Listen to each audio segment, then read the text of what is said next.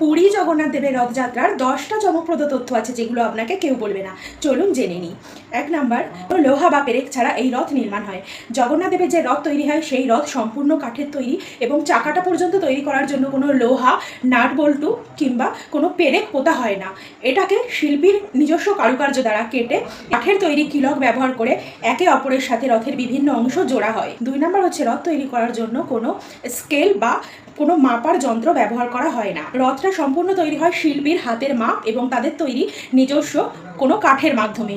কোনো পরিমাপ ছাড়া তাদের আন্দাজে এই রথ তৈরি হয়, আর সেটা প্রতি বছর প্রতিটা কাঠ 1 মিলিমিটারে থাকে, মানে মাপেরও এদিক ওদিক হয় না। 3 নাম্বার হলো, রথ তৈরিতে কোনো নকশা বা ব্লু প্রিন্ট ব্যবহার করা হয় না।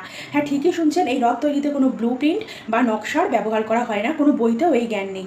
শিল্পীরা বংশ পরম্পরায় এই রথ তৈরি করে আসছেন, আর তাদের আন্দাজ অনুযায়ী এই রথ প্রত্যেকটি কাঠামো তৈরি করা হয়। বছর তারা এই বিশাল কাঠামোটি নির্ভুলভাবে নির্মাণ করেন। 4 নাম্বার হচ্ছে, রথ তৈরি শুরুর তিথি। যে কোনো দিনে যে কোনো সময় রথ তৈরির কাজ করা যায় না। বসন্ত পঞ্চমীর দিন রথের যাবতীয় কাঠ এবং জিনিসপত্র জোগাড় করা হয়, আর রথের মূল নির্মাণ, কাঠ চেরা এগুলো শুরু হয় অক্ষয় তৃতীয়ার দিন। 5 নাম্বার হচ্ছে, নির্দিষ্ট কাঠের ব্যবহার। এই রথ তৈরির জন্য যে কোনো কাঠ ব্যবহার করা হয় না। ফাঁসি, ধৌরা এবং আষাঢ় নামের 3টে কাঠ রথ তৈরির জন্য ব্যবহার করা হয়। কাঠগুলো উড়িষ্যার দশপল্লা এবং রণপুর জঙ্গল থেকে সংগ্রহ করা হয়। আর 3টি রথ প্রস্তুত করতে মোট 1072টি কাঠের গুঁড়ির প্রয়োজন হয়। নাম্বারে আসছে বংশানুক্রমিক কারিগর। এই রথ কিন্তু যে কেউ তৈরি করতে পারে না। মন্দিরের সেবায়েতরা এবং তার সহকারীরা, মন্দিরের সেবায়েত যাদেরকে বলা হয় মহারানা, এরা প্রধান কারিগর, আর যারা সহকারী তাদেরকে বলা হয় ভই।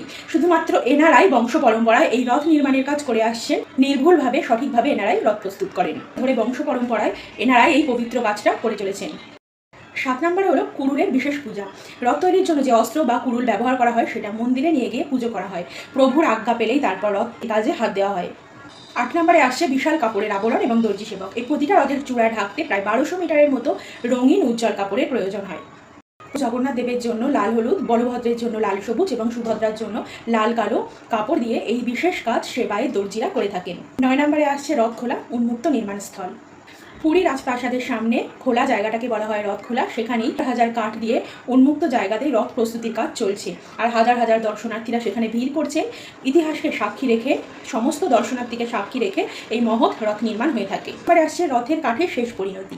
অনেকেই ভাবতে পারেন যে হাজার হাজার কাঠের গুঁড়ি তো রথের কাজে ব্যবহার হলো, এবার এই রথটা কী করা হবে? বছর রথযাত্রা এবং উল্টো রথের শেষে এই রথগুলোকে ভেঙে ফেলা হয়, তবে কাঠগুলোকে নষ্ট করা হয় না। পুরী যে জগন্নাথ মন্দিরের রান্নাঘর, সেখানে প্রতিদিন হাজার হাজার মানুষের জন্য মহাপ্রসাদ নির্মাণ হয়। এই কাঠগুলো সারা বছর সেখানেই মহাপ্রসাদ তৈরির কাজে জ্বালানি হিসাবে ব্যবহার করা হয়। কারা কারা এই তথ্য জানতে কমেন্ট করে জানাতে ভুলবেন না। প্রভু জগন্নাথের ভক্ত হয়ে থাকলে অবশ্যই লিখুন জয় জগন্নাথ।